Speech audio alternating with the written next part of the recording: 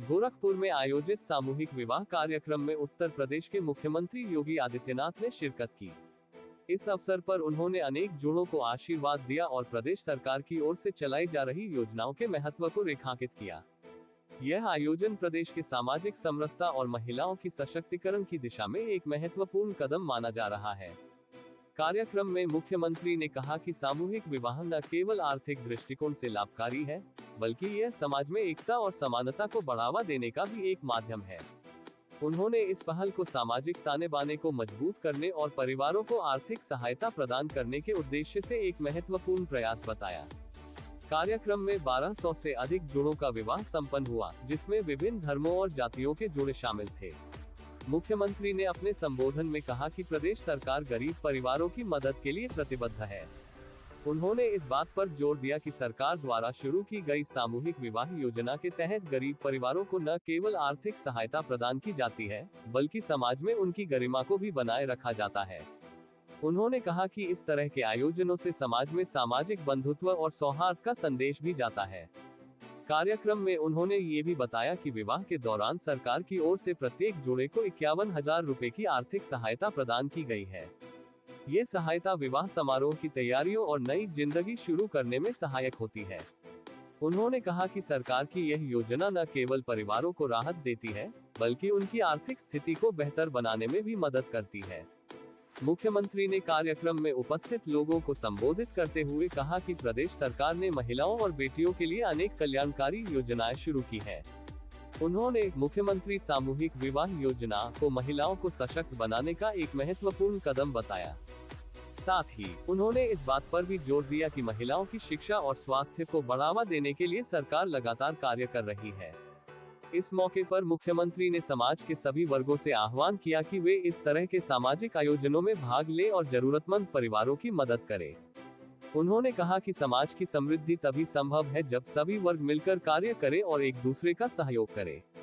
उन्होंने लोगों को विश्वास दिलाया कि सरकार हर संभव प्रयास कर रही है कि प्रदेश में हर व्यक्ति को बेहतर जीवन जीने का अवसर मिले। सामूहिक विवाह कार्यक्रम के दौरान नवविवाहित जोड़ों और उनके परिवारों में खुशी का माहौल था। हर जोड़े को विवाह के बाद सरकार की ओर से आशीर्वाद स्वरूप उपहार और अन्य जरूरी सामग्री भी प्रदान की गई। ये पहल न केवल जोड़ों की नई जिंदगी की शुरुआत को आसान बनाती है, बल्कि समाज में एक सकारात्मक संदेश भी देती है। इस आयोजन में योगी आदित्यनाथ के साथ कई अन्य गणमान्य व्यक्तियों और सरकारी अधिकारियों ने भी हिस्सा लिया।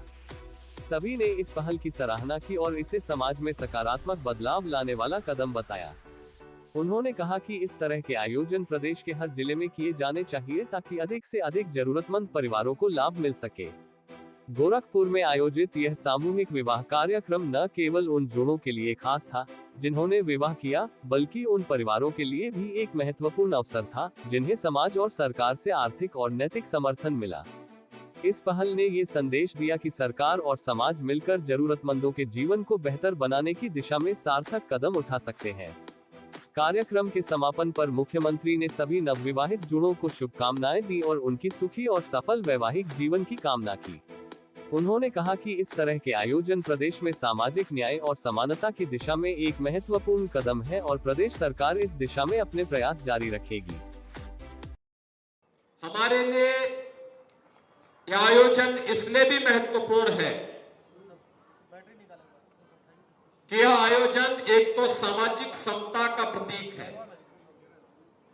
1200 जोड़े हैं, इतना सामूहिक समारोह एक मेला जैसा आयोजन है, उत्सव जैसा आयोजन है, लेकिन कोई बंधन नहीं, न जाति का बंधन है, न क्षेत्र का है, न भाषा का है, किसी भी प्रकार का मत और मजहब का बंधन भी नहीं।